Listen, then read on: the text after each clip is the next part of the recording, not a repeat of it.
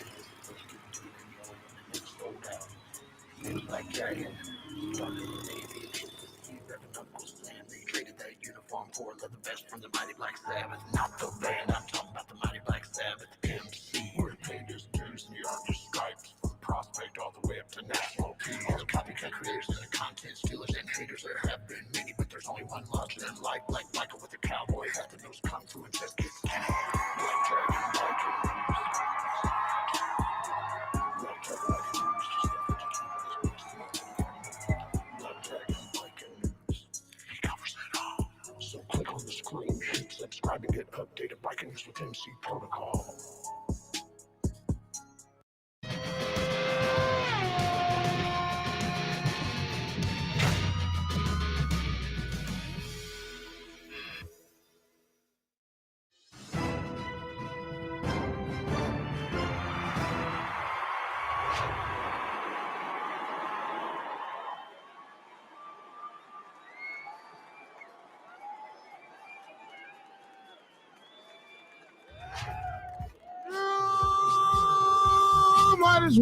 You might as well.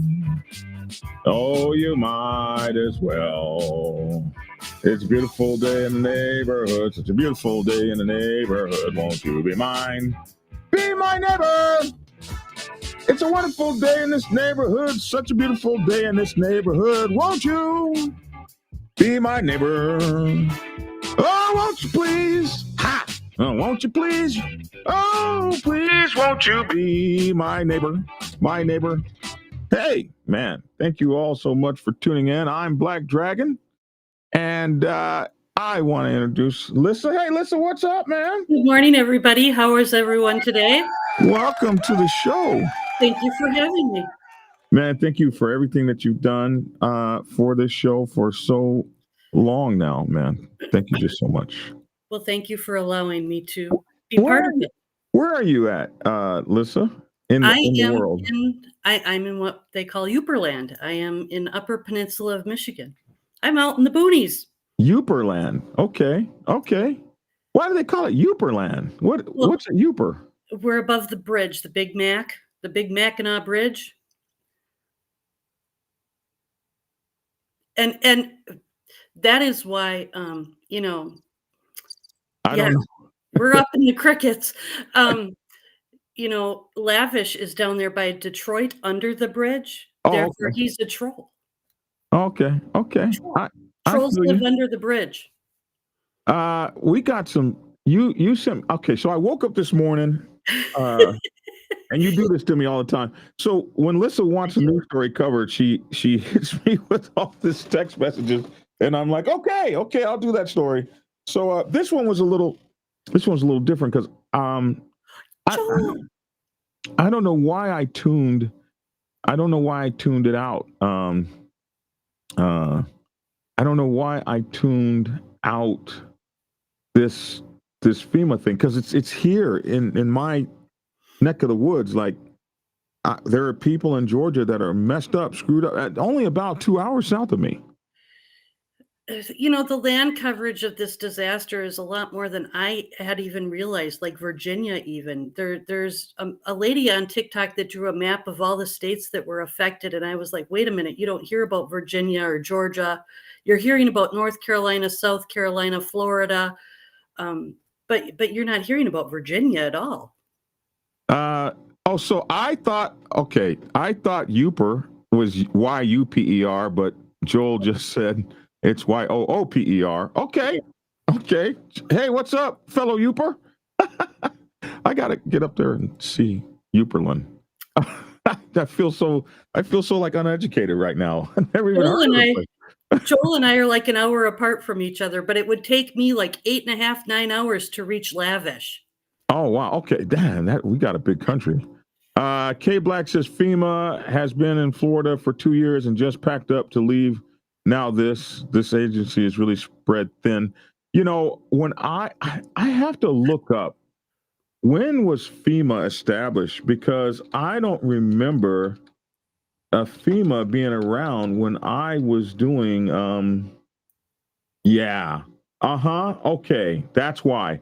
FEMA wasn't established until 1979, and I was doing my work with the Red Cross in the 1975, 76, 77, 78. I graduated in 81.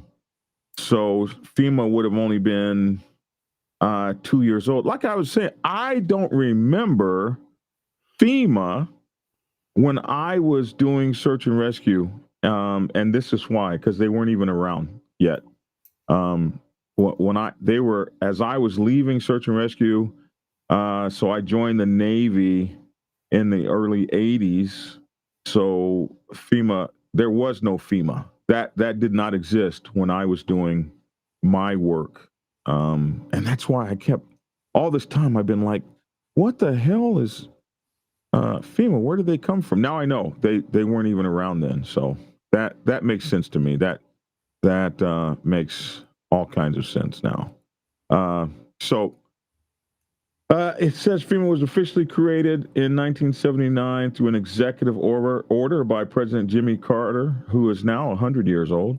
Our history can be traced back as far as 1803. On March 1, 2003, FEMA became part of the Department of Homeland Security. So that happened after No, that happened way before 9/11. So,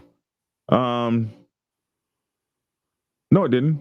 That was what was 9/11? Was that 2011, right? Yeah. So they've been a part. They've been a part of Homeland Security for a little while. So they are the Federal Emergency Management Agency, an agency of the United States Department of Homeland Security, initially created under President Jimmy Carter, and they were reorged.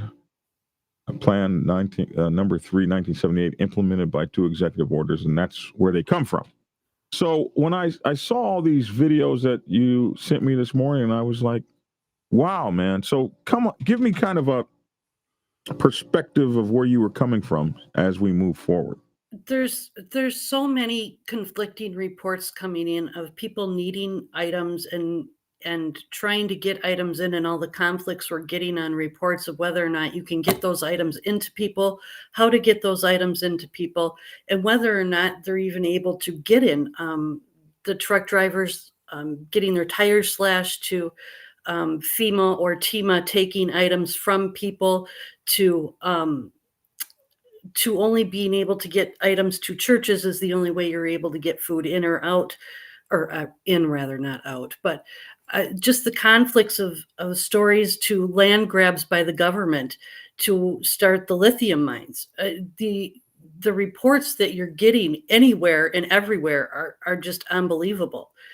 And Okay, so let's kind of dig into this stuff one piece at a time. Now, understand that we have this problem with echoing if I have the sound turned on. So when I'm playing the sound, you won't be able to really talk until I turn the sound off. The first thing we're going to look at is this. Let me pull this one up. Okay, so the first thing we're going to look at is this. This video this guy did here. So basically, he said, I just got down from the mountains. Let me see if I can make this bigger for you guys. I just got down from the mountains delivering supplies. Families with kids haven't ate or had water in 3 days before I got there, says Rasta Gorilla. Multiple counties completely shut off from every utility. FEMA is currently confiscating donations and blocking volunteers. I fear we might need a militia to inhibit or stop FEMA. As crazy as it sounds, FEMA is directly confiscating donated items and blocking volunteers from helping, kicking churches out of parking lots, etc. That's that's crazy. What do you think about that?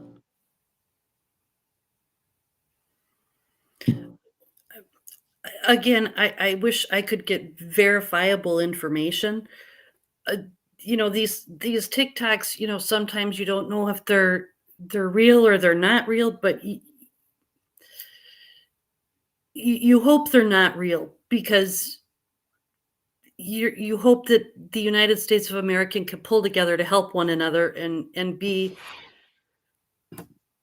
Well, so to look further into that, so I can tell you from my search and rescue experience, being a first aid American Red Cross responder. I'll go way back to the 70s when I used to do it. So that was 40 years ago, or 50. Oh, Jesus, how many years ago was it? 1970s? But when I was doing this kind of work, it was not uncommon for police to stop folks from trying to go in to an area because they're afraid of. There's a few reasons. One, they're afraid of looters, and they're afraid of people that are trying to go in and take unnecessary advantage. Like, you come in and you represent like you have a tree removal company, but you don't really have one, and there's not anybody that can remove the trees immediately. So you pay somebody to come remove the trees, and that person, all they did was took your money. So I've seen it happen where the emergency agencies have tried to keep people out.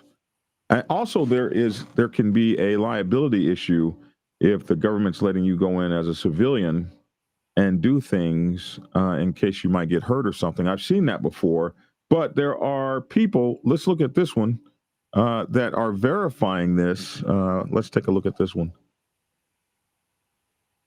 That Tennessee Emergency Management has released this video. As always, the volunteer state stands ready to help its neighbor in need. We are asking at this time, though, that you wait. For the safety of you, for the safety of our first responders and our survivors, we're asking that you wait a little longer until the life safety missions are complete. Listen, I've been through a ton of hurricanes. Matter of fact, one time a tornado hit a neighborhood, and then it kept going and it took out an entire apartment complex. It took 2 hours for emergency personnel to show up at the neighborhood. Just one police officer. And we asked him, what do you want us to do? He said, there's no help right now. The best thing you can do is help your neighbor. When hurricanes have come through my town, the first thing we do is we check on our neighbors. And then you start checking on people who you know, who you love throughout the city. Do not wait on emergency personnel. I get what they're trying to do. They're trying to keep everyone safe and out of harm's way, but they don't know who's lost. They don't know who needs help. They don't know who needs diapers or formula, or they don't know who needs insulin or who needs medication or who needs help, who is trapped. They don't know. Only you know, because you are connected with these people and you know what they need. We are also asking that unless you have been specifically requested through emergency management or a coordinating agency, that you hold on to your stuff. Again, we will provide that information when it is time. We just don't want to overwhelm our survivors at this time. How dare Tennessee tell people not to help? I'm telling you, as a resident who lives on the coast of Florida, who has been through multiple disasters, you have to depend on your neighbors. So go help. Help the ones you love. Because they need you. They don't have days to wait. They need you now. I cannot believe. So that is a very compelling video. The thing I would say is the one thing that he brings up is helping your friends and people you know in your neighborhoods. This kind of, when you have people that come from the outside, they don't particularly know what the heck's going on or what they're doing either. So this is kind of interesting, because if you have the ability to help, I think he's kind of right. People need you right now, but are you screwing things up by being there? We have one video where a guy has we got a couple of videos with guys with helicopters that when it must be a cool thing to have your own helicopter. Okay, let me find that video. But here's an interesting one, Lissa. This guy comes in with his helicopter, and this volunteer is threatened with an arrest for trying to use his helicopter to evacuate hurricane victims. This is kind of, I don't know, unbelievable to me. So let's check this one out. Maybe I can help.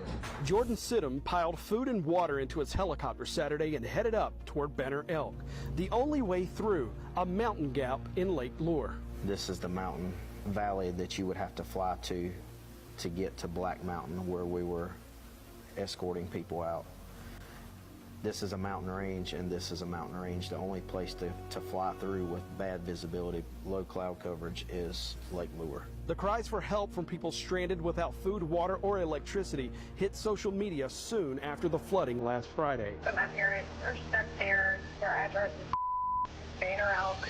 They are in the first condo. If you receive this, please give me a call back. Thank you.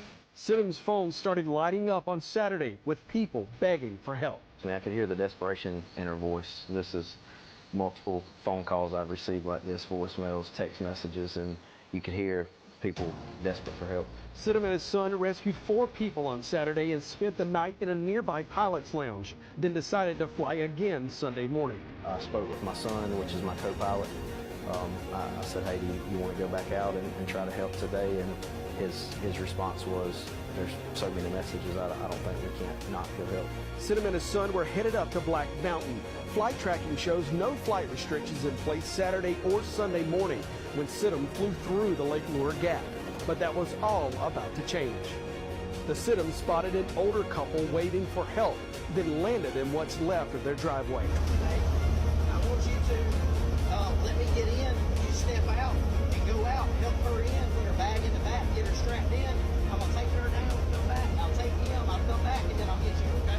I originally left my son, co-pilot, on the side of the mountain. It was kind of unstable, so I didn't want to put more weight in the helicopter to lift back off, so I left my son with the other victim, and I was just going to take one person down at the time, and you could hear me in the video talking through with the victims and with my son what we were going to do. 3 minutes away, Sidham spotted a group of rescuers just down the river. He landed and found someone in charge. Told him my background experience, law enforcement, firefighting, pilot. He immediately started helping with coordination. He gave me radio frequencies to coordinate with them on, set up a landing area for me to come back with the other victim. And in the middle of the whole conversation and then blocking the road off, I was greeted by the, at that time I didn't know, but Lake Lure fire chief or assistant chief maybe, and he shut down the whole operation. So at that point, I felt like the conversation wasn't going any further. And again, he asked me to leave, and I said, hey, I have no problem getting out of your area. If that's what you want us to do, we'll leave, no issue. At that point, I asked him, what was the reason I had to leave them there? And he said, again, you're interfering with my operation. I just need you to get out of the area. I said, sir, I don't know where you were trained at, but I know how my training is, and I'm not going to leave personnel behind. I'm going back to get my co-pilot. He said, if you turn around and go back up the mountain, you're going to be arrested. I said, well, sir, I'm going back to get my co-pilot. I don't know what to tell you.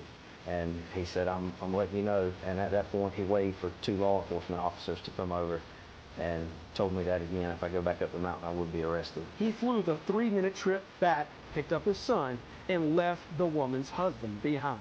Sure, he was flooded with emotions and trying to rescue other people, and I just felt that it was best at the time to leave. So I did follow his instructions, and I had a conversation with the female victim before I left, apologizing and explaining. She was standing there. She heard the whole conversation. And they were both very, very surprised, very upset. The husband, as I was leaving off of the side of the mountain, at that point, separated from his wife. He was upset. Wow. I can only imagine. Sidham and his nearly 1,400 flight hours turned his chopper around and headed back to South Carolina, passing people waiting for help along the way. As I was actually leaving to go back to get my son, the original chief or captain that I spoke to, his crew and himself, they came back over and said, hey man, we can't tell you to go get the victim. We can't even ask you to go get the victim, but we can tell you if you come back with the victim, we'll have you a designated landing spot, and they won't. We'll make sure they don't come over here. So there was no flight restriction when you went in? No flight restriction when I went in. It went in place 20 or 30 minutes after the confrontation with Mr. You feel like that was coincidental, or do you think that was because of what happened? I don't think it can be coincidental when there has not been one in place the day before doing rescue operations, the night of, the morning of, that took place after our altercation. I think there would have never been a TFR put in place had we not had that conversation. If I had to do it over again, I would have stopped and I would have rescued as many people until they decided they were going to arrest. Maybe I can help. Wow, man. That was crazy. Huh, listen, that was crazy. Yeah. A lot of times, I had this happen to me. I have been threatened with arrest for. Okay, so when I joined the Navy, I left the American Red Cross. The American Red Cross has two tracks. They have a volunteer track. But back then, they had a volunteer track and they had a paid track. and you could have the same position. You could be a volunteer disaster chief or a paid disaster chief. So when I got to be close to about 21, after being in the Red Cross since I was about 14, so all of my teenage life I had spent doing disaster recovery and stuff like that, search and rescue, all this kind of disaster action services. So now but I did it as a volunteer. So now I wanted to go over to the paid side, and I put in my resume to move over to the paid side. And the lady who was in charge of the Oklahoma City branch at that time, her son had just graduated college. So she gave him the job, even though I had more ground experience and practical experience. I had done hundreds of disasters by this time. But she said, well, we want somebody that has a college degree. And so they gave him the job with zero experience. And that was just Oklahoma the way it was. So I left and joined the Navy. Now, after I joined the Navy, I still got this Red Cross stuff in my blood. So as I, would be driving across country or whatever, people's cars tipped over or whatever the case may be, I still had all my first aid stuff and everything, and all my bags and emergency bags and all that. It wasn't out of my blood yet. It probably for another 10 years. So I would pull over on the side of the road and help people, pull people out of wrecks, all this kind of stuff. And right. So I was at this one place in Norfolk, Virginia, at a nightclub, and there was some shooting there, and all these people got shot and stuff. So hey, I just ran to my car. I was in my nice fancy duds and everything. I ran to my car, grabbed my first aid bags, threw on my my Oklahoma Red Cross jacket, and started triaging and setting folks up and doing my first aid. The police came and stopped me and said, you will be arrested if you put your hands on another person. And it blew me away. I couldn't believe it. I decided I was going to do it anyway. And my best friend grabbed me and pulled me up out of there because those cops were going to put me in jail for helping people. Not only. Go ahead. No, go ahead. Not only could you be arrested, but now you can get sued. But now you can what? Get sued. And I learned that when I saw back when I was working before my accident, a snowmobiler flew off, was hit by a car, and got tossed off their snowmobile. And I went back to one of my doctor friends and I said, grab your bag, get out there. You're going to get there before the ambulance. And he said, I ain't going anywhere. I don't want a lawsuit. And I said, you're going to grab your bag and you're going to go. He did grab his bag and go. But yeah, absolutely. If you perform roadside assistance anywhere, no matter who you are, you risk being sued.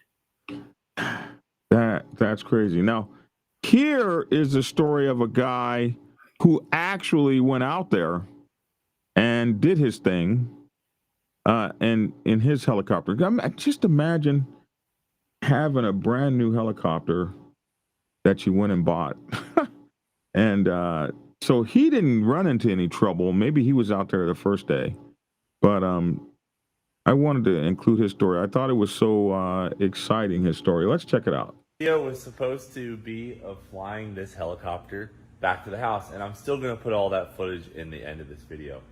But as you can see, Consuela is a little dirty.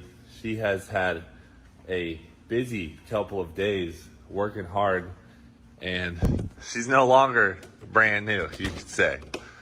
She's still in good shape, but she took a beating over the weekend, and I'll tell you why.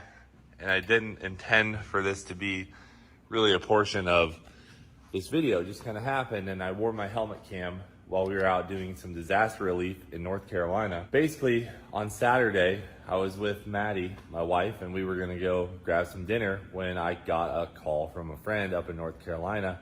His name's Rudy, and he said, hey man, we need some helicopters up here. The hurricane damage is really bad. And there's a lot of people trapped in the mountains. So my wife and I got someone to watch the kids. We loaded up with one bag and flew to North Carolina with no plan and posted that we were on our way. And by the time I got there, I probably had 500 emails and a ton of text messages. And my post had been shared thousands of times. And we were blown away. We're like, what is going on? How bad is this deal? So we get into North Carolina. We end up staying at Greg Biffle's house because there's no power in the Asheville area. So we couldn't really stay close to where all the damage was. We load Consuelo up with water and fuel. Next morning, take off and fly into just some things that I've never seen before, and some really, really bad situations for people. Like, I can't really describe it well, but I have some videos on my helmet cam that I'm gonna put in this video. And I'm not putting them in there to try and grow my YouTube channel. I'm simply putting them in there to give you a perspective of how bad the damage in the Asheville area is. And it's not just Asheville, it is spread so far into the mountains of North Carolina. And these areas we're flying in are some of the worst areas to fly a helicopter. And I'm talking about the tightest LZs, sloped landings inside of tight landing zones. It was absolutely wild. Consuelo, my helicopter, just performed absolutely flawless. I didn't think this was the right helicopter for the job, but I had the ability to take insulin, food, water into the tightest spots in the area and drop them off and get them to people in need and then haul people out. Yeah, she got a little beat up. She got puked in. We hauled dogs, a lot of people, and it is what it is. It's just a machine. But I'm so proud of this machine and what it's become. You know, this was abandoned in Venezuela, and now she's out here helping people out. Lastly, before we get to the footage, I'll say, I do feel a little weird putting stuff like this on social media. However, the awareness I feel we brought to the area made it worth it. There's over $350,000 on the Hope Mill Fund Relief Group GoFundMe. And also they started up a pilot jet fuel GoFundMe. And I'll put those links down in the description because there's a lot of helicopters flying. By the end of day 2, there was 37 helicopters, private helicopters, on site at Hickory Airport helping out. Basically, day 1, this wonderful woman named Erin from the Hope Mill Fund GoFundMe, we just met her at the airport and she's like, can you take these supplies to this spot? And we just went. And then we come back and they would just load up the helicopter while I'm looking it over, jam it with fuel, and we would go. I don't know who this woman is, Erin, but the fact that she was able to get us the correct information to the worst spots I've ever seen and give us the right supplies and have them ready on time when we got there, it was incredible. And then day 2, Operation Airdrop, these guys organized a lot of pilots and they had a good plan and they deployed us correctly. And we flew that for as long as we could yesterday and then got back to our family. But it was insane up there. And there's a long road ahead of all of the Asheville area to even get out of there. It's unbelievable. So I don't know what the current status is. I've heard a lot of the critically injured or in need people have been helped, but there's still more. And the government assets are showing up like crazy. There's Chinooks and Blackhawks everywhere. There's a C-17 Globemaster at the airport, and they're working like crazy. Some of my friends brought in some sick helicopters. A lot of these guys just did an amazing job, and this flying is no joke. I'm talking no joke. So a huge thank you to all the pilots who were a part of it, and a thank you to Thoroughbred Aviation.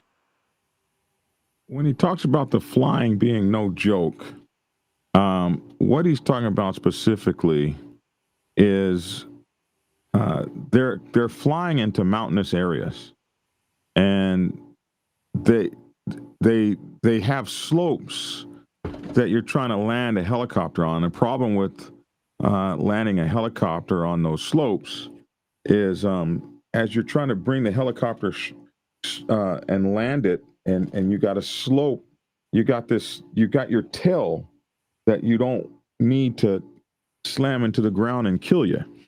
So you gotta try to figure out how to bring a helicopter. Like an airplane, you could land on a slope and roll down it. But a helicopter, you got this slope behind you. So, you know, you got the tail end of the helicopter, you got a slope behind you, and you got to try to bring this helicopter in like this. And you got to get a flat enough spot to land the thing. And so this guy's trying to look for a spot so he can land with his tail. Maybe he's got to turn around and land like this or like this or something, you know, but he's got to come in and then land that thing. And so for this guy, it was some of the most treacherous flying he ever did. And I just to watch this kind of stuff, it's really amazing that he actually put him and his wife's life on the line to make some of these landings he had to make, and it's just so incredible to see it when people just do the very best and brings out the very best in them. So I just want to explain that when he kind of understates how tough the landings are. He kind of understates that a little bit. He's a really kind of a guy that doesn't look for a whole bunch of credit. But Aviation for giving me a safe helicopter. It's just been the craziest couple days of my life, and I wanted to share some of these clips. So let's get to that, and then we'll get to the original idea of this video, which is picking up my brand new refurbished helicopter. Let's get to it.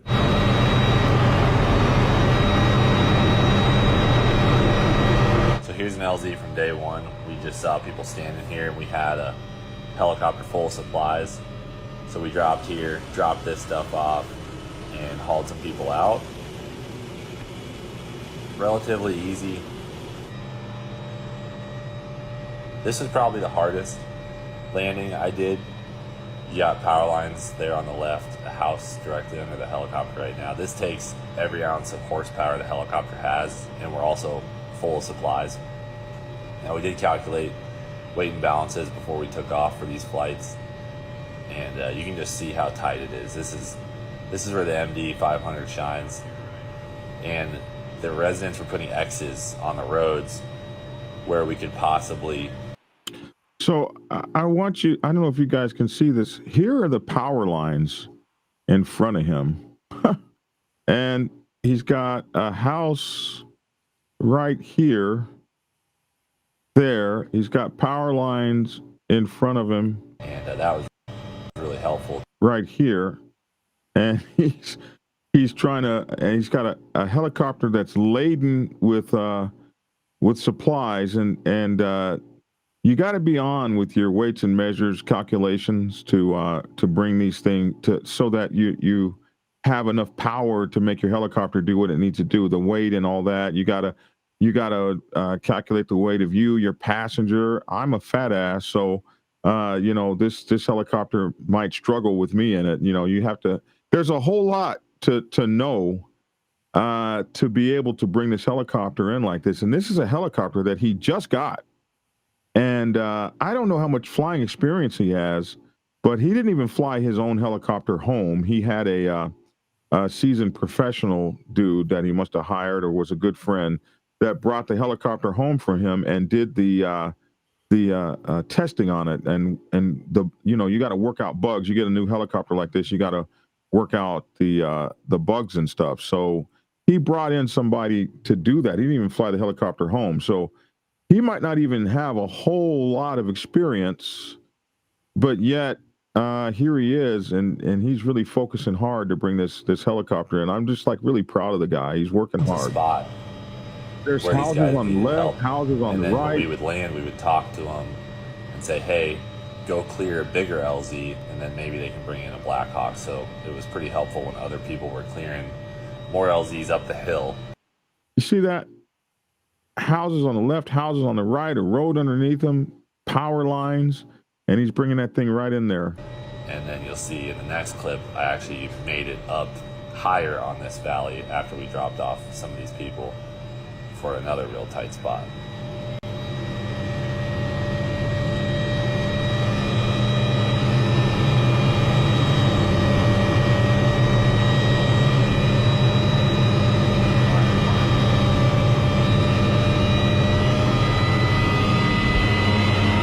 I love his Dallas Cowboy floor mat.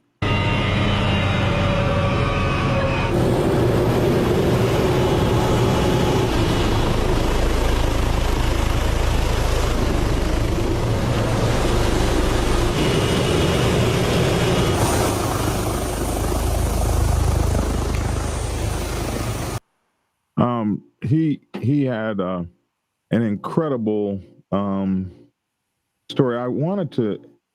He actually had. Let me see if I can go to him. This is a guy by the name of Cletus. Cletus YTB. He's Cletus McFarland in his name, and it looks like he's some kind of maybe a race car driver of some sort. And he's got he's either into racing or he's a race car driver. And I wanted to show part 2 of this.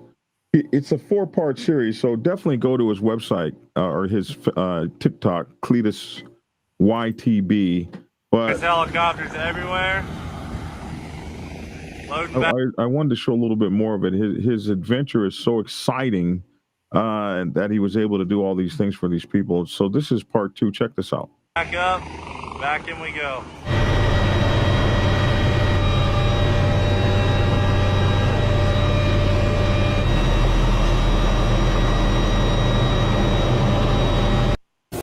There's helicopters everywhere. I'm trying to figure out how Loading back up. I focused in on it the first time. What did I do? That's interesting. Anyway, it's not as big a picture, but we'll keep going. Back in we go. Well, that's not good.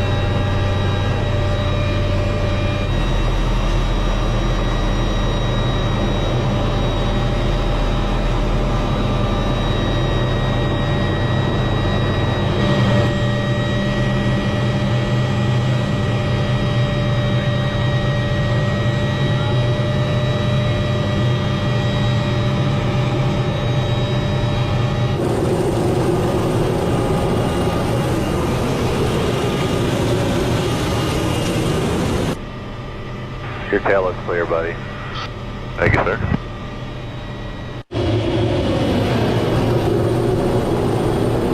This is a person we found solely through social media. Maddie was dying to go check it out because it was a 4-month-old baby, and we were able to find him.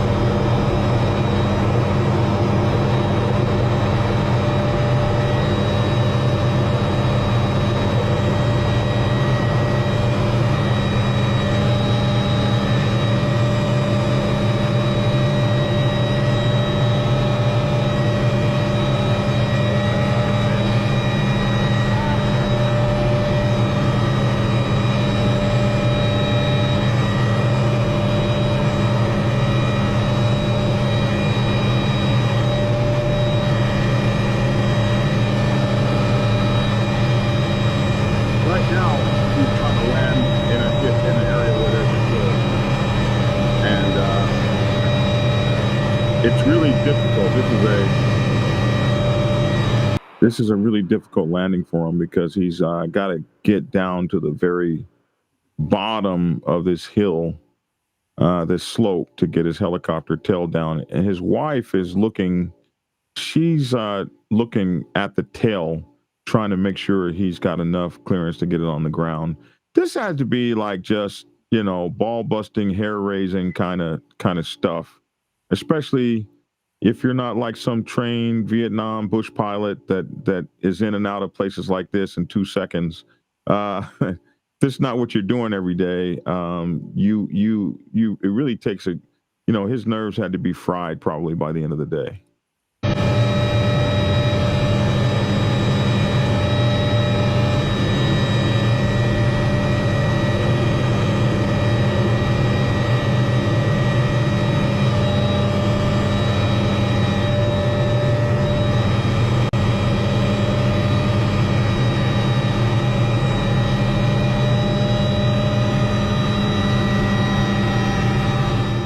This slope here felt like it was about at the limit of what Consuela could handle, so we ended up picking up and having to go down to the very, very bottom.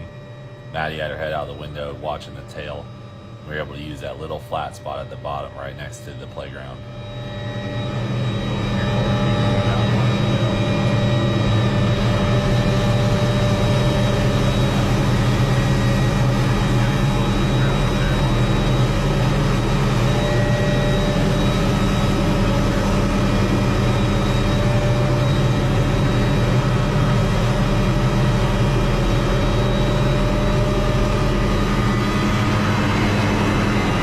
Is there a lady with a kid up here? That's my daughter on the hill. I can take her down. I can take all you guys down if you want.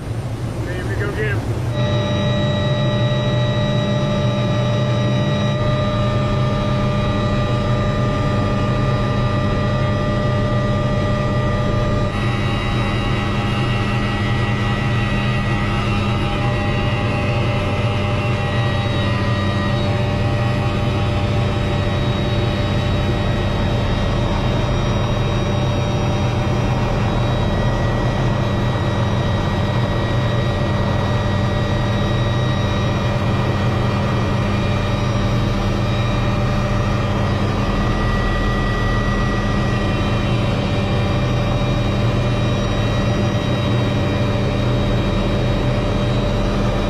It's just amazing how cool flying has become since the early days.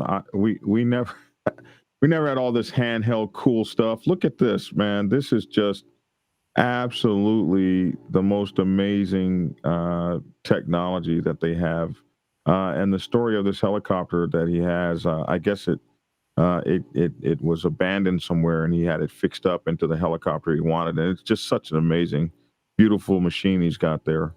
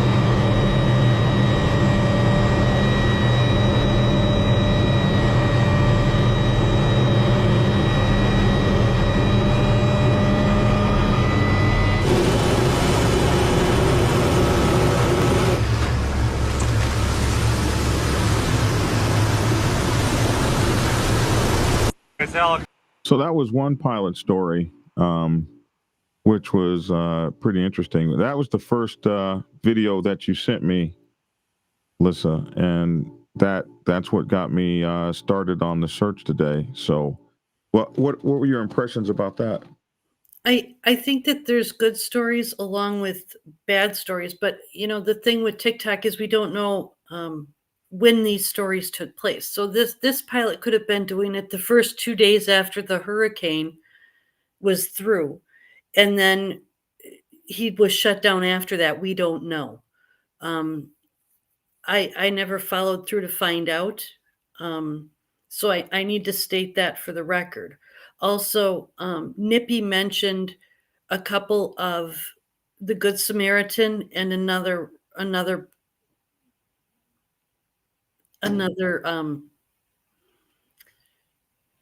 place to donate to. Oh, okay. And I think that those are both good. And there's a lot of places that are doing Amazon wish lists, like Conservative Ant on TikTok, where you can wish list them items that they are requiring. And they were up in the Big Ben on Wednesday to deliver those items. They're actually filming the process of make sure you're sending to people that you trust is huge. Because there are scammers out there. F. Wood says, I don't know where you all are, but here in Asheville, is that North Carolina? FEMA doing pretty good up here.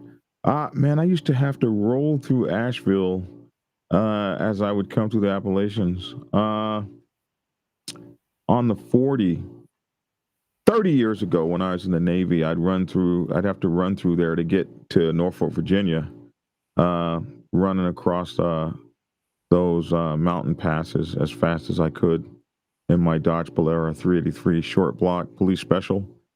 Man, running through those mountains was the bomb. Well, they say that they're out of money.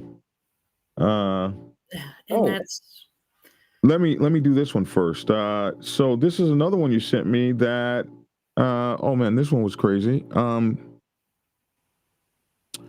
This one is about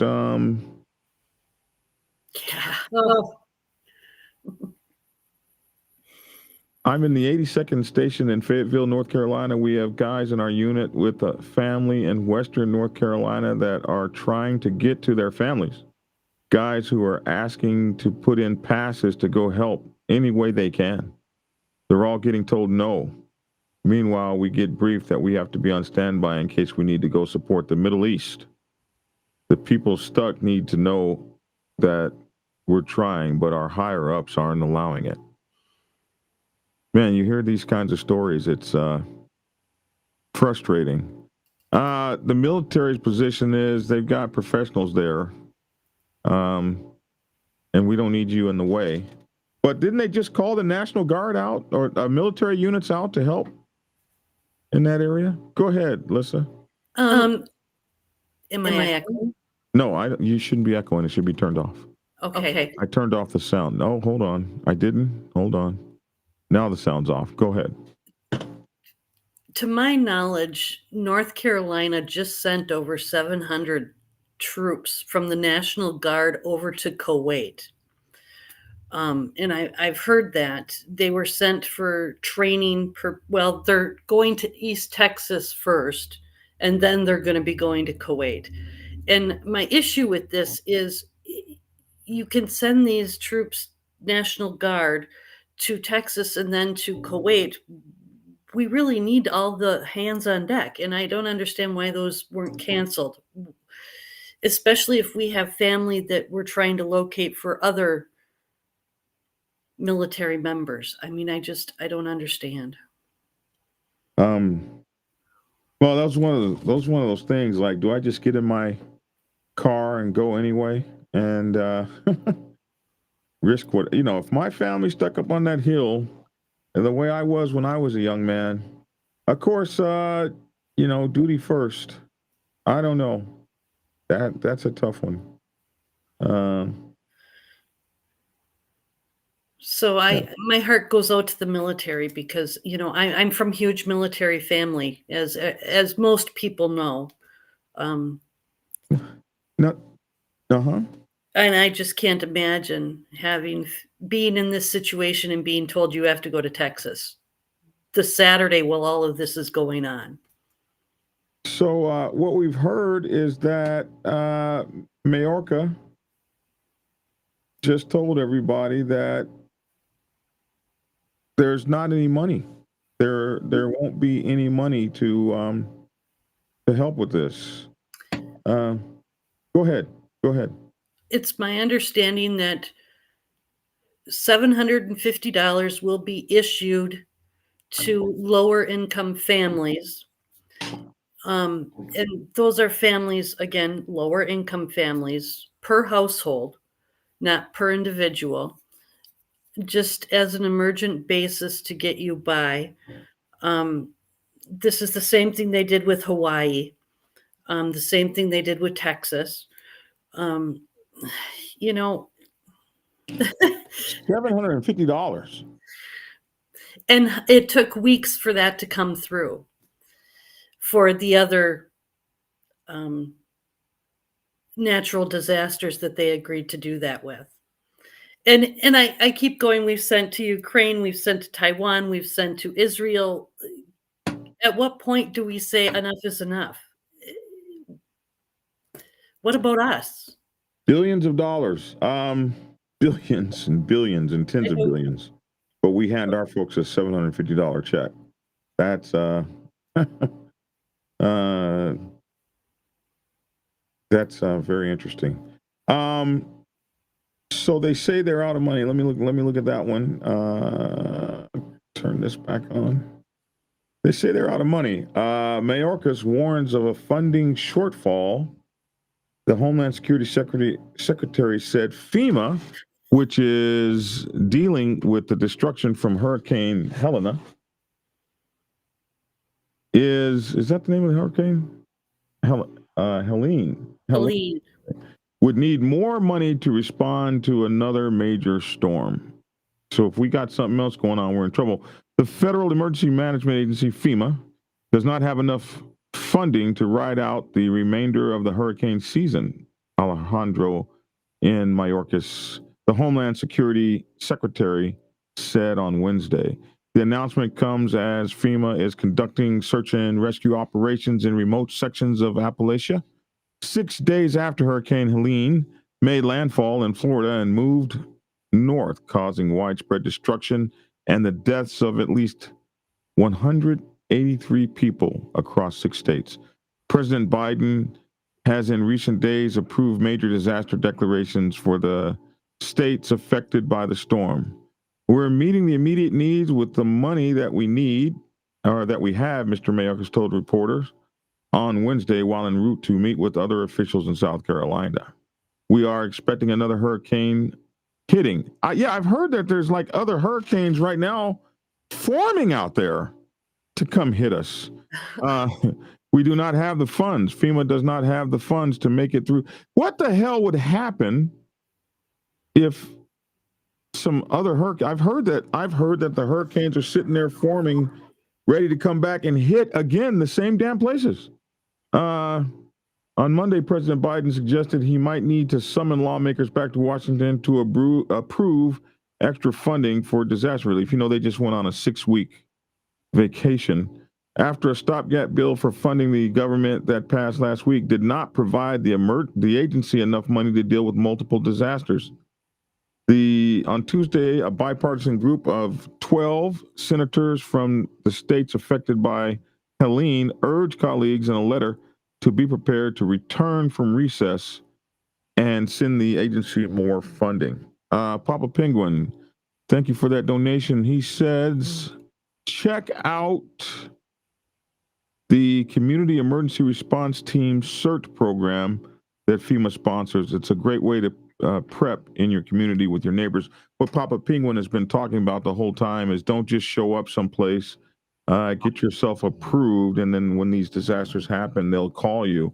So this must be one of those places, the Response Team CERT program that FEMA sponsors as a great way to prep your neighbors for disasters before they happen. Although the true level of devastation is still unfolding, it is clear that Congress must act to meet the unmet needs in our states and address the scope and scale of destruction experienced by our constituents, the letter said. This may even require Congress to come back in October to ensure we have enough time to enact legislation before the end of this calendar year.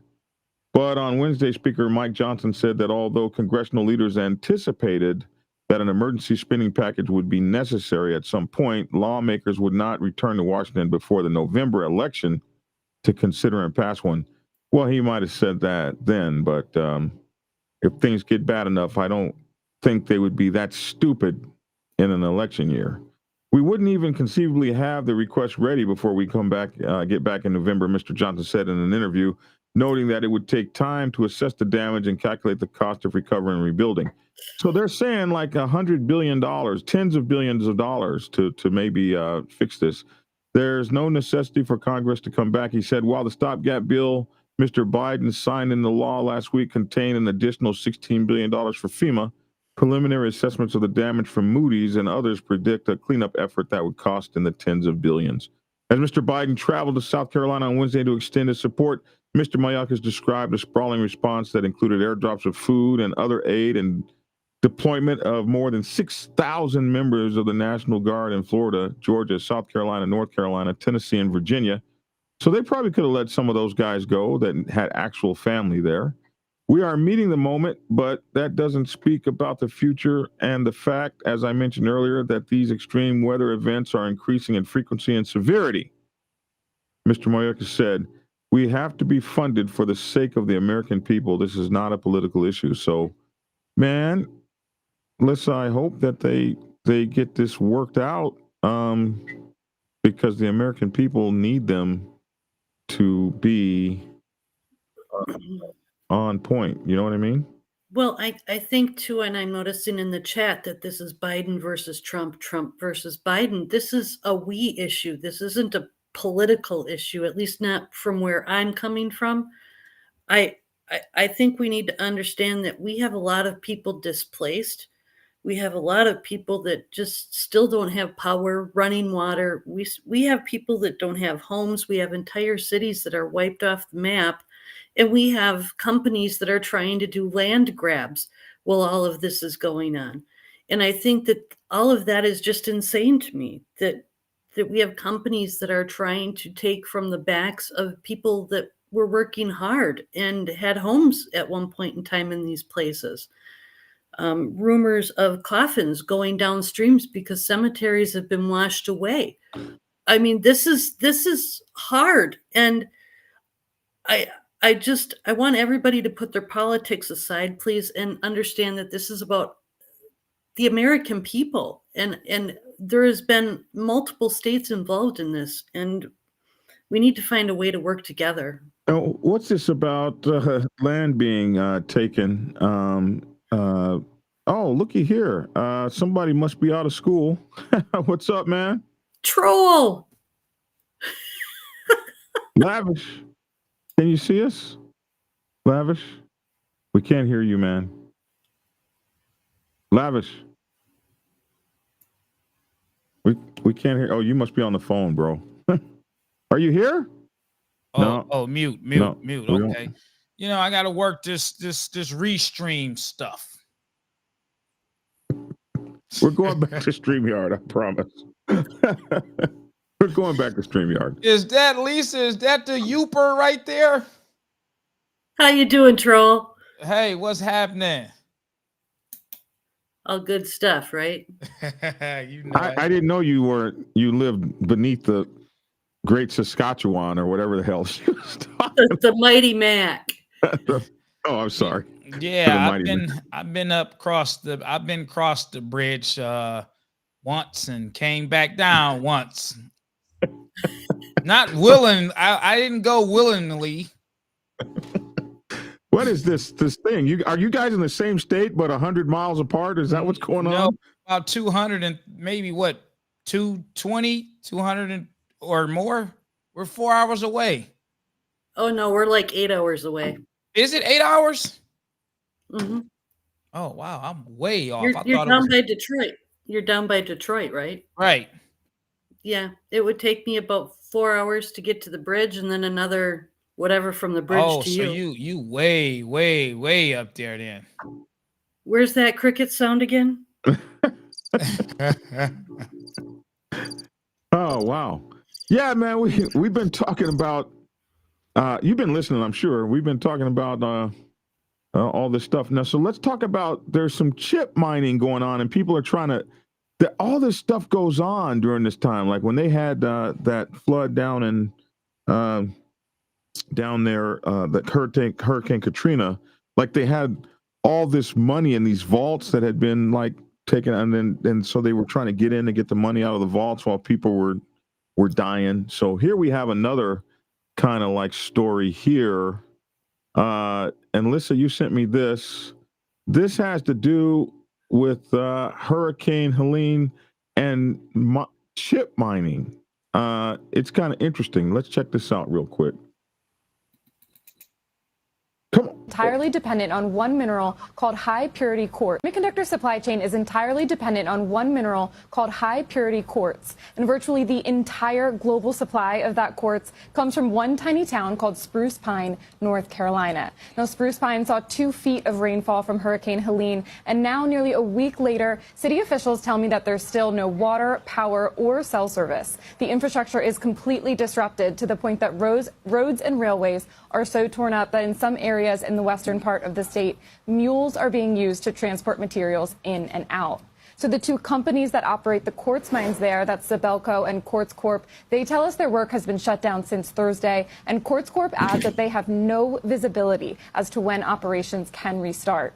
So the question becomes not just whether the mines themselves have been damaged, but also whether it's possible to get the quartz out. Disruptions would impact not only the $5 billion quartz market, but the $600 billion semiconductor market that depends on it. And that quartz is also used in solar panels, fiber optic cables, and some light bulbs, which could all see some issues as well. And Kelly, I just spoke a few minutes ago with the head of TechSet. They track the quartz supply chain. Their best guess right now is 4 to 6 weeks until things are back up and running in Spruce Pine, and that's if the roads are able to be cleared. So that alone could lead to at least minor slowdowns for the chip makers. And every day that timeline gets extended, Kelly, the impact just multiplies. Wow. What the hell? All the chips only come from one place in the world? Are you serious? Holy moly. Lisa, you know about this?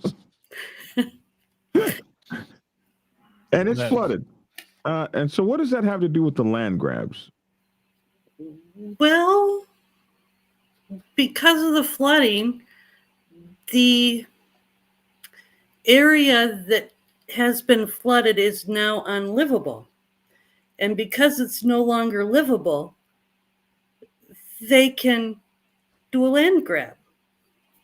And take the good and they quartz can out. create a new mine Uh-huh. for lithium. Uh-huh. Mm-hmm. Okay. Wow. Which is another link I sent you. Yeah, I was trying to find it just now. Man, this is freaking crazy, man. This is crazy. They sent in the information for that. And that's like a website link I sent you. Yeah, you said there goes the land grab. So we got everything going on. Hey, here's a company that wouldn't let their people leave. This company wouldn't let their people leave in time, and the people got swallowed up by the storm. I've got the sound turned off so you guys can actually talk. Authorities investigating impact plastics in Tennessee after workers died in the flooding. Let's see. I didn't realize we had a video. Let's check this out. And let me kill this sound here, or open the sound back up. Action. Yeah, Are swept away by Helene floodwaters. A group of employees from Impact Plastics clung to spools of plastic pipes on the back of a semi-truck, waiting to be rescued in the wake of rising floodwaters from Hurricane Helene. Jesus. The truck tipped over and multiple people were swept away by the floodwaters, Knox News has learned. The remaining workers were airlifted by the Tennessee National Guard. Damn. Look at that. After being swept to a debris pile. That is crazy. So that company is now being investigated by the TBI because employees of the Impact Plastics have alleged that the management did not allow workers to leave the factory, even as warnings were being issued and floodwaters from the Nolichucky River began to swamp the building. 2 women in the group died.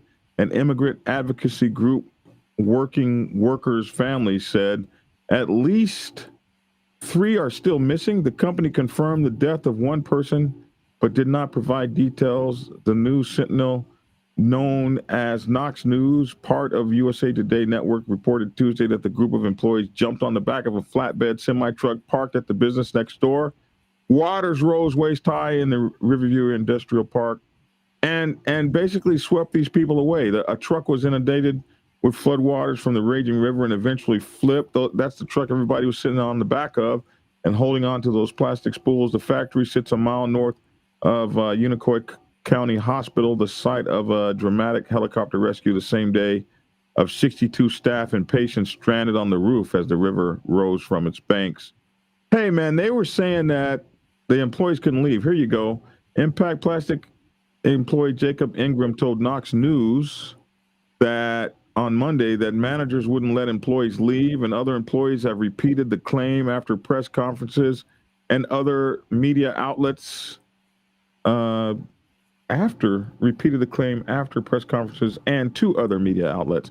Instead, the managers told people to move their cars away from the rising water. Ingram moved his car 2 separate times. The water wouldn't stop rising. This is pictures. These are pictures of 28 pictures. My Lord. Okay, so these are pictures of the whole thing. And I think these are some of the missing people. Francesco Guerrero holds a photograph of his wife, Rosa Maria Andrade Reynoso, who is missing in the aftermath of the hurricane. She's missing. Beautiful young lady. This just looks like hell. Just looks like hell. Here's 2 missing people. Oh my God. So what they were saying was that they were not allowed to leave until the floodwater hit the parking lot.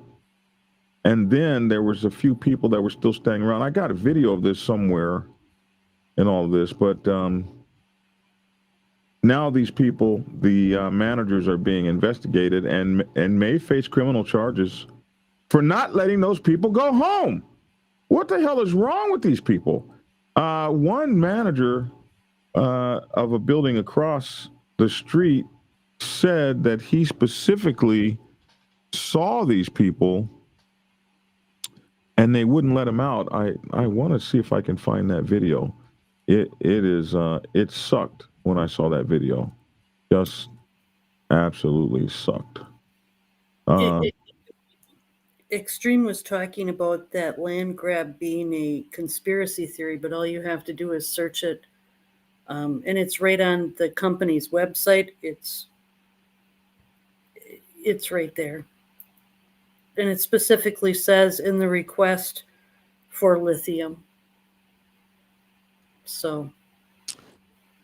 Holy moly, man. So there's a lot going on out there. Some folks say that FEMA is doing an excellent job, and some folks are upset and saying that they're not. And this happens every time. But I thought we would look at a lot of these videos today and see what was going on. You got any 2 cents to add there? No, not at all, man. Because I don't really keep up with it like that. Really interesting. Good to be on with you, though, Lavish. I know, man. I get to put a face with the name. Jason says it costs about $250 per flight hour in fuel and flight maintenance for those types of helicopters, plus the loan payments and insurance. What are we talking about? That helicopter that kid had? Is it $250 per flight hour now? My yeah, God, man. I mean, that flight stuff is expensive. Huh? Let me not say trying. I looked into getting my pilot's license, man. I'm gonna be like $16,000 to $20,000 in before I get it. Yeah. You want your single engine land plane license? Yeah, just to run a private plane. And I had talked to one of my other friends. He's doing it, in between stuff. But then I talked to some other guys down at the airport, and they found it cheaper. They end up being a partner and buying a plane to save money versus renting someone's plane. So I forgot what they call it, but it's like, one plane and like 3 or 4 guys own the plane. So it's like time sharing the plane, and Yeah, that only works if you got a good understanding with the people you're going into the timeshare with. A lot of, in my day, there were like clubs, and you would just join a club, and they might have 10 or 15 or 30 planes or whatever, and you just paid your monthly fee, and you could qualify in the plane and then just take whatever plane you wanted. It was a timeshare, but you had more planes in the timeshare rather than just 4 or 5 guys with one plane. So it was way cheaper to fly back then, like maybe $50 an hour. So yeah. it wasn't Everything was cheaper, man. Shucks, if I would have known the price of life was going to be what it is now, I probably would have took the advantage of all types of stuff back then, just for the heck of it. I actually went to ground school for free. I went to ground school at a Navy base, and they every Wednesday or something like that. I can't remember, but yeah, everything was free, not free, but way less expensive than today. But I want a helicopter. That's what I want. I want a helicopter like your boy has. That was nice. I think that might be my next toy. I might give up motorcycling and start a helicopter outlaw HC. Well, hey, man, you definitely got some type of income that I don't have. Helicopter Club HC. That and we have diamonds and we're state rockers. What are you gonna do? Pull us out of the air? Tell us, hey man, who gave you permission to fly through Georgia? Who told you can do that? Lisa, what's the weather like up there right now? It's beautiful. Oh, I mean, it is? it's gorgeous. Yeah, I got sunny skies, and I got to get out this door here and get to working for the organization. I got stuff to get collected, and we have a run coming up. Or a ride, rather, not a run. But I have to get my little behind out the door and get to work. Yeah, I was just wondering. I know that the weather differs up there a lot quicker and a lot faster than it does down here. Well, we like it cold up here. We're used to that. I don't. That snow is no joke, man. No. Hell no. No. Hell no. Got to plug in your car at night and all this kind of nonsense. Got to put a light. Come on. No.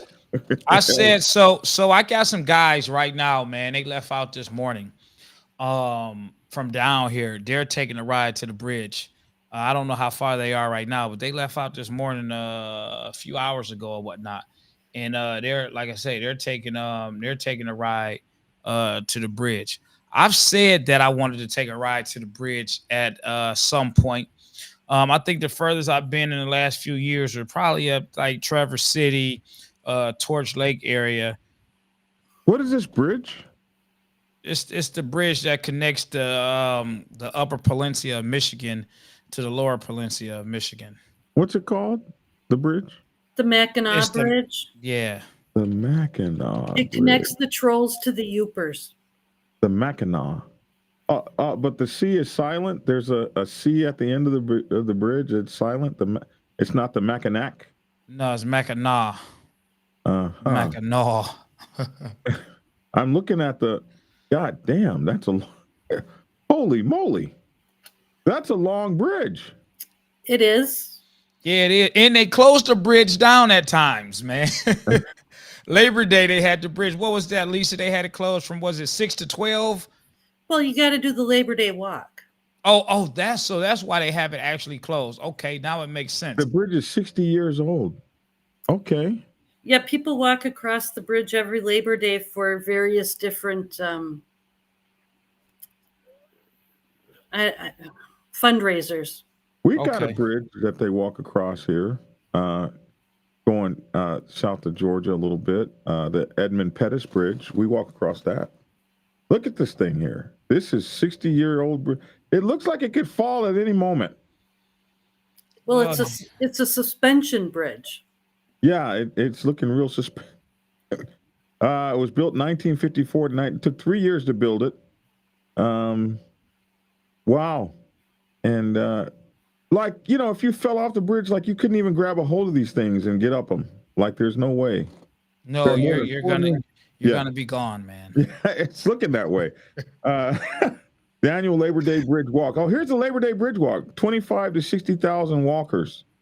There you go. The bridge will see its first major repairs. They're just now getting around to repair it in 2024?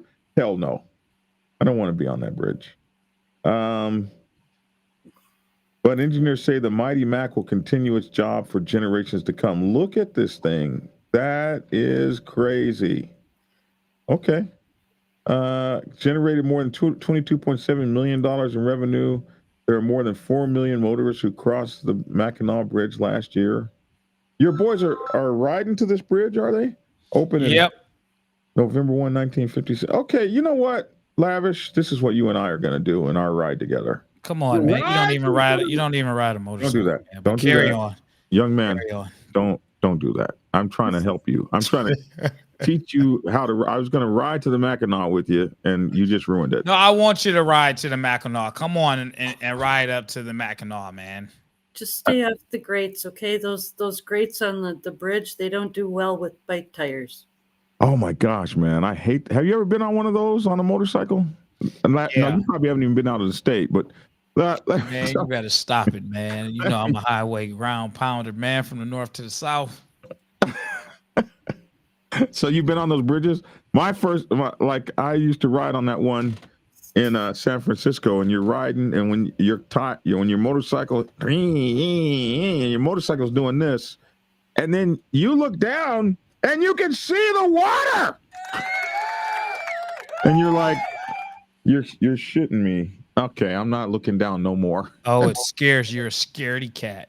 Yeah, well, I'm not hearing your story of being up there. I was forced to go up there. On a motorcycle? No, on a bus. So you heard the. Did you I didn't hear anything. I just heard a lot of chains shaking. Okay, well, I'm telling you, it's. Tia says it's good to see a woman's voice, hear a lady's voice there.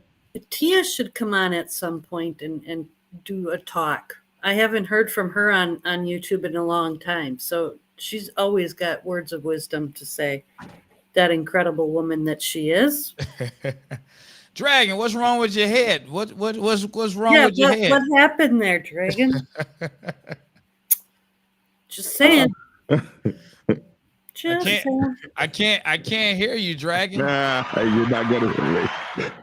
I can't hear you. Yeah, and you're not gonna hear me. Goodness gracious. Kind of quiet over there. Yeah, buddy. Where are those crickets again? Oh, we both got crickets. Oh my goodness. Miss Tia came to my rescue yesterday. Somebody started some shit with me on Facebook. They wanted to fight with me on Facebook, and we were talking back and forth about them coming to my place or me going to their place and my phone number, and so y'all were internet beefing, man? We were internet beefing. Oh wow, how tough is that? It was. Hey, he called me out, man. Don't be calling me out. So who was typing the fastest? Who was getting the message across the fastest? You know, I type about 200 words a minute. So poor people who can't type as fast as the Black Dragon. So you can talk it now. You can talk to your microphone and it'll type for you. So you're meaning to tell me during the internet beef, you had a lady came in to help you? My woman came in. My woman came in to help me. And she said, but how's my woman going to come in like a gangster with some wonderful words to say? She was just so, yeah. So let me over here. This guy by the name of Blake Pilkington Blake Pilkington gave my page a bad recommendation. Right here. This guy is full of shit and couldn't fight his way out of a wet paper bag. He got so big-headed and stupid, he got kicked out of his own club because he was making YouTube videos, laughing my ass off. What kind of hard-ass biker makes videos? You know I had to respond to that. I had to. Oh, right. That's on your page? Yeah, that's on my Facebook page. So we went back and forth, and like 110 people jumped in on it. Oh yeah, man, that was some real gangster biker stuff. Poor guy. He started getting attacked by everyone. They said he was a child beater upper or beat up his wife and stuff. They said all kind of stuff. I don't know if that was true, but they started like going on his page and looking at his house and everything. Man. Yeah, they went crazy on him. Yeah, man. Goodness gracious. Those fingers, man, y'all put some real work in yesterday. But Tia, the beautiful Tia he said, what kind of hard-ass bikers make videos? Tia said, what kind of biker makes videos, you ask? The kind of biker who was told by many and plenty that he should start making videos to educate not just bikers, but people how to deal with protocol for many organizations, including this Bike Life, to all social media outlets.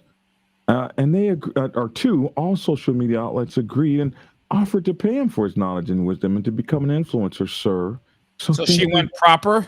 So thank you for your support and continue to watch and grow and learn. And she put Beyonce up here. Sassy. And I said, I love you, baby. Thank you for taking care of me. I'm so blessed to have an angel like you in my corner. But mother F that dude! Rick. Yeah. Mother F that dude! Right. You don't have to be nice. Put some of that Chicago flavor on his ass, I told her. I guess I wasn't very nice. No, man, I'm scared of y'all, man. Y'all shit. Hey, don't act like you don't TikTok. Hey, listen, man. I don't do all that internet. So after that, check it out. After that, and maybe it was this guy. This is what happens after you TikTok beef with someone. Somebody created a whole Black Dragon channel. Let me find it. Somebody has created another whole Black Dragon channel and put hundreds of where is it? My goodness. Is this where is it? Did he delete it already? Somebody created a Black Dragon channel and made hundreds of or at least 35 or 40 freaking videos on their new Black Dragon channel. And it's got my name and picture and almost my whole everything. Did they delete it? Oh, I'm disappointed. Oh, here it is. Black Dragon Biker TV. Look at this, man. They created a Black Dragon Biker TV channel. And look at all of those, like all of these dozens and dozens and dozens of videos they made about me. At least 35 videos. What kind of time do people have? Look at that. Is that crazy? So they went and you're trending, man. You're trending, man. If they didn't know about you, they're gonna know about you now. Well, but it won't be me. It's this guy. So they went to my one video. Where's that video at? They went to my one video here, and they started answering. Look at this. They started answering every place somebody made a statement. They answered it with the new Black Dragon Biker TV. Like this was me. It's how could they actually how could they actually do that? I don't know, but yeah, crazy. I don't see it here anymore. It must be, they must have blocked me from it. And maybe this is just because I saw it this morning, because it's not here. So yeah, I got a new channel, y'all. I got a new channel. I got a whole new channel. It's a beautiful day in the neighborhood. Somebody wants to be my neighbor. Yeah. Yeah, man. Do you have a blue check mark? I don't think you can get a blue check mark on TikTok. Yeah, you can. Can you? Yes. And you've been publicized. I mean, you have your website. You can put in your old articles and things like that to prove that, you've been published. So if you've been interviewed, which you have been, you can use those too. Yeah, but I think it's for people of big notoriety. I don't think it matters. Yeah, it doesn't matter. As long as you've been published, you've been interviewed, and you can prove those things, you can get a blue check mark. And then once you establish your blue check mark, then you can have some sort of standing as far as the mimickers. I don't know what. Pissed off, you're gonna make somebody for them to collect documentation on you for 10. My goodness, jeez. Technically called, but doppelgangers. Okay, well, I'll check that out because, wow, I got a whole new channel. It's got my picture on it and everything. Cowabunga. Wait till they make one of you, Lavish. It's coming. I'm not that interested, man. The first one they made about me I got bashed for being a mod for BD. Yeah. A moderator? Yep. Mm-hmm. So your time's coming, Lavish. Your time's coming. Oh man, shucks. I think what they did was they actually blocked me from being able to see it because I saw it this morning, but I can't see it now. So Lisa, how often do you come to Detroit? They blocked me. Never. Never. Any Lions games, Tigers games, none of that kind of stuff. Never. Never. All right. Never. What's your insurance rates up there? Nice. I bet it has to be.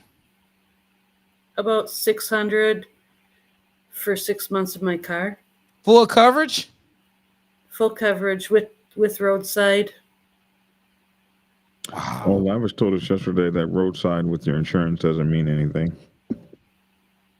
Man, I'm just but I have something else with that. There's roadside and something else because roadside doesn't necessarily mean anything. They gave me this other thing too. Yeah, but $600 for 6, man, that's 1 month's insurance down here in Detroit. Hell, they got no fault now. That's $300 or $400 a month down here. Yeah. Hey, listen, we got to get out of here. It's been 90 minutes now. It's good to see you, man. Lissa. Thank you for having Black me. Say, do I ever go to Southfield? Southfield is right next door. I'm in Southfield pretty much every day. Hold on. Somebody's saying something. Mike Ball says TikTok sucks. Mike Ball got off TikTok a little while ago. I think keep trying TikTok to get sucks too, man. I go on there periodically. I go on there I post a video and then I get back off and then I go on TikTok every few days. I do not want to learn Instagram. People, please do not make me learn yet another app. I like Instagram because I can go to look at just the pictures and the videos. I don't have to read all this other crap. I can look at pictures. I can look at videos. I like TikTok. Yes. I mean, I like TikTok. I don't like TikTok. It's too boring. I mean, it's not boring. I guess it's I'm used to Instagram. Let me say that. I'm used to Instagram. I use Facebook for communication. I use Instagram just to, look at cars and motorcycles and funny stuff and that's it. I like IG. I probably spend more time on IG than Facebook.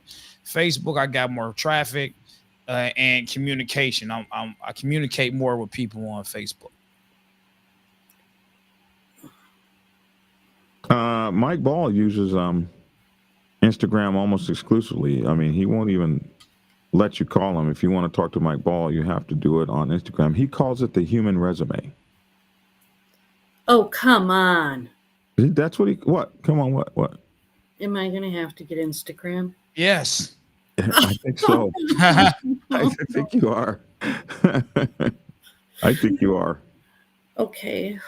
Oh, is this Mooch? Is this which Mooch is this? Is this what's up, Mooch?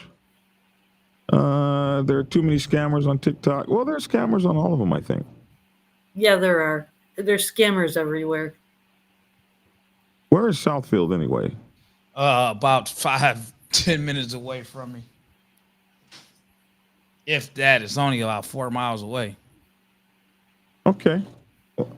Black wanted to know if you go over there. Drago say he know what I'm looking at. Yeah, sometimes I do look at those girls over there and those reels, those booties and those gym pictures and all of that stuff. So if that's what you're making reference You to, talking about Instagram? I do. Yeah. My Instagram is not even work safe. Man.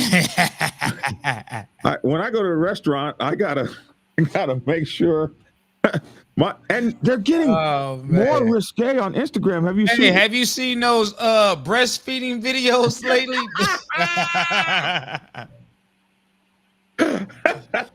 they've been showing, and not just they showing nipples and everything. Yes, yeah. And the girl is acting like it's some sort of a orgasmic thing. Like, don't do that with your baby. That's wrong. Man, it's a lot of them. I don't know if it's some type of trend, but I'm definitely jealous of those little babies. I'm like, why couldn't that be me? I'm telling you. And it be some real nice nipples. Oh, and the girls be fine. The areolas is looking very nice. I mean, you know, they're not that baggy, saggy. From a scientific standpoint, of course. From a scientific standpoint. Yeah, in the name of science. In the name of science. In the name of biology. Biological perfection. Yes. Nice areolas, nice nipples. I'm glad how you know the pronunciation of all the parts. Yeah. That are there. That's Instagram. It's gotten. Listen, you know what I'm saying, Lisa? Be careful. You have to be careful when you turn that thing. Here's how Instagram works, Lisa. Let's not scare Lisa. It's not that it bad. works on what you watch, what you look at, it feeds you more of. So if you're looking at Rembrandt, you're gonna get Rembrandt. If you want to see sexy black men, you probably get me. No, me. If you wanna, what do they call men cougars? Lions? They just call them, If you want a lion, old schools, they call them old schools. They call them sugar daddies, Yeah. Well, if you want a sugar daddy, you'll get me. Lisa, you there? Lisa. I'm here. I'm here. Oh my goodness. But yeah, I'm telling you, TikTok has gotten, Facebook, Instagram has gotten. No, here's another thing, Lisa. You can get right to the point on certain reels. Like our podcast, you got reels that they done broke that podcast up in 60-second, 90-second reels to get right to the point. So sometimes you don't have to look at the whole thing, and it has a description. Black Dragon said Harleys are the greatest motorcycles, and then it shows him riding a motorcycle, having fun, and how his life has advanced. And then it's real short. So I'm giving her an example of Instagram. I didn't make that. No, you didn't make it. I'm giving her an example. AI video. Somebody stole me and made me do that. I don't know, my connection just went.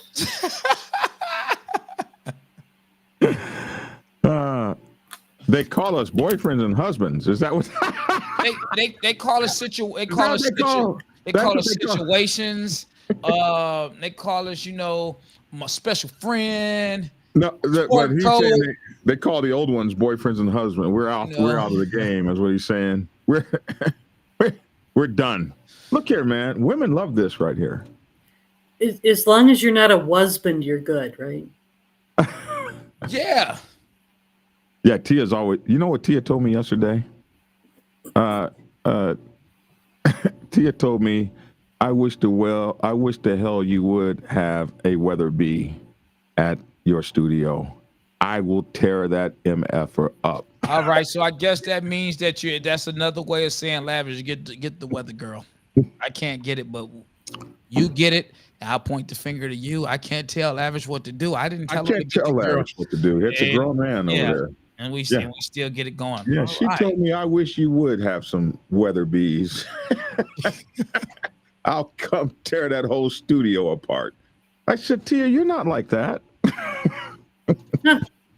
Watch. Just watch.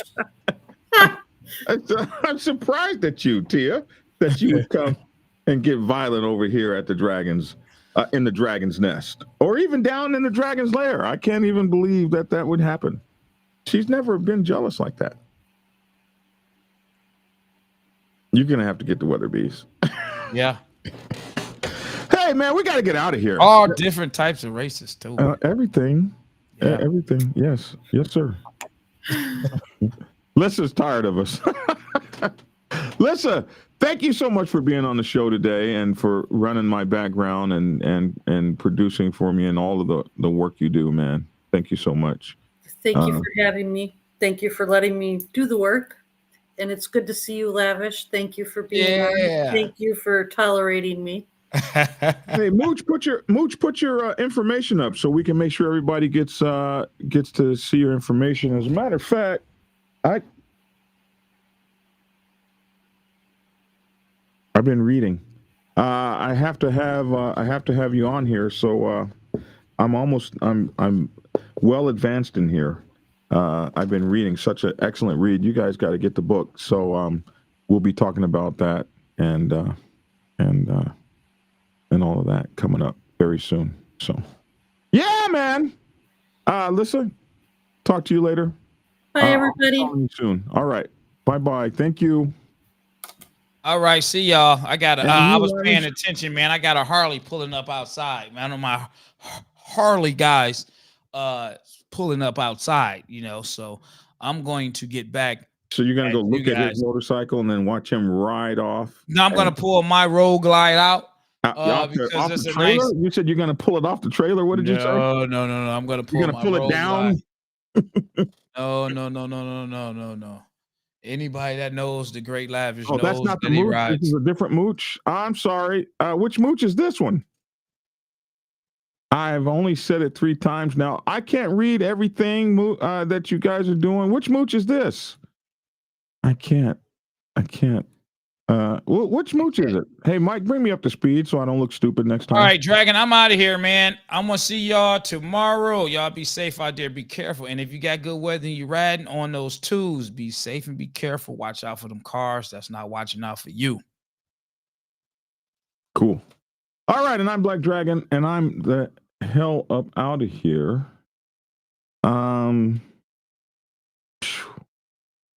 If you can help, go send money, do whatever you can. Don't just show up there, try to get accredited or whatever so you can go and do what you can. There's a lot of people trekking in and out of there in those places. And one of the things that they'll be worried about is the scammers and stuff that are certainly on their way if they haven't gotten there already. So, hey, everybody can use your help, but help in the appropriate and the right ways. So that your help doesn't become a hindrance, but everybody does need you. Hey, I'm Black Dragon. That's my 2 cents. I'd love to hear your 2 cents in the comment section below. Thanks so much for tuning in. Get skinny and make sure to try to treat somebody out there like precious pieces of solid gold, and you'll be glad you did. If you are seeking clarity about issues stemming from problems or crises occurring within your motorcycle club, then set up a consultation with Black Dragon. Black Dragon has over 30 years of experience in the motorcycle club world, having served as a national president of the 50-year-old Black Sabbath MC Nation for nearly 10 years. Black Dragon is a veteran negotiator, skilled in crisis management, conflict resolution, inter-club issues, press conferences, and club reputation management. You can set up an appointment to speak with him by phone at clarity.fm/black-dragon. Get the clarity you deserve to help make your MC the best place it can possibly be. Prepare yourself to take the helm as president of your mighty motorcycle club by delving into the pages of Black Dragon's newest book, The President's Bible, Chronicle 1, Principles of Motorcycle Club Leadership. There you will learn to advance your skills in applying the 14 scientific principles of leadership similar to those taught to officers in the United States Naval Service. Available in hardcover, paperback, and ebook. Get yours today on Amazon, Kindle, or order it at your local bookstore. Order your autographed copy from blackdragonsgear.com. Be the best motorcycle club president you can be. Get the book.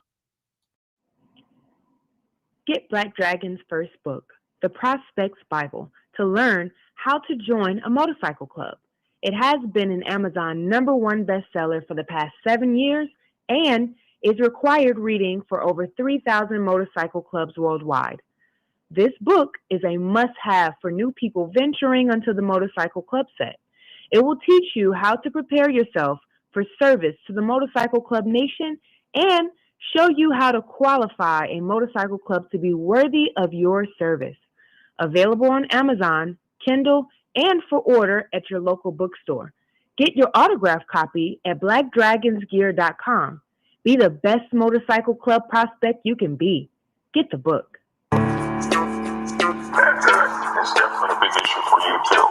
But I'm going to talk about the 99s for a minute. What's up, Maharo? I'm going to talk about the 99s for a minute and what our responsibilities are and what we need to think about. Because if you don't really know what's going on the set, you can find yourself in kind of a precarious predicament if you make the wrong kind of moves or do the wrong kind of things when this kind of stuff goes on. So, when officers get into a war with one another, what should 99%ers do? Here's 10 things you should know. Thing number 1, stay in your lane. Find a corner and put your motorcycle club in it.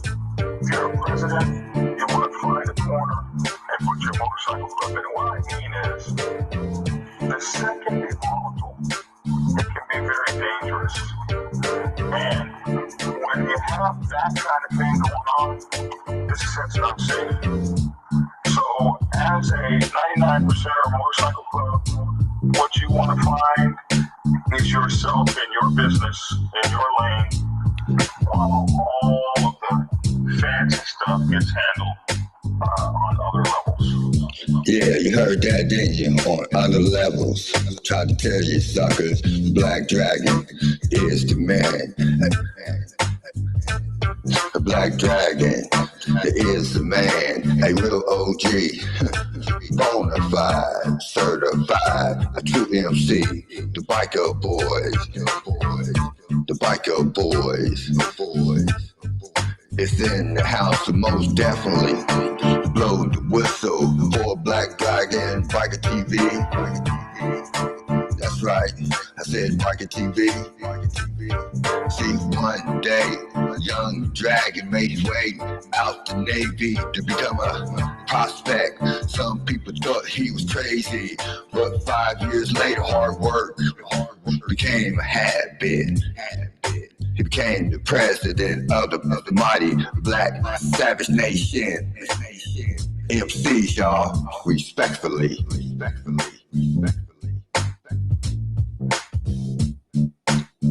Black Dragon. Black Savage. MC. That's right, y'all. Give it a thumbs up. Black Dragon Biker TV at his best. Oh yeah, and don't forget to get his Prospect Bible book. So proud of him. Man, he just don't know. He's a real legend. And y'all know it, and I know it. That's right, Black Dragon. That's right. Glad I met you, my friend. Black Dragon. I'm the Midnight Ghost Rider.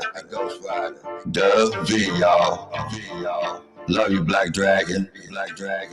peace, and get skinny. Like and share. Goodbye.